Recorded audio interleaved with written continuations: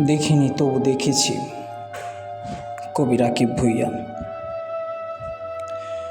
আমি ৭৬-এর মনন্তর দেখিনি, তবে অনাহারে থাকতে দেখেছি।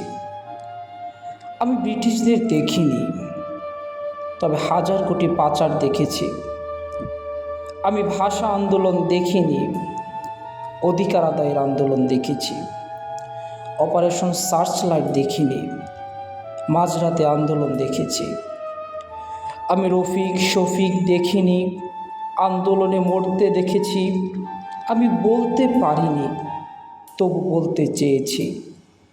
আমি লিখতে পারিনি, তবু লিখতে চেয়েছি। আমি গাইতে পারিনি, তবু গাইতে চেয়েছি।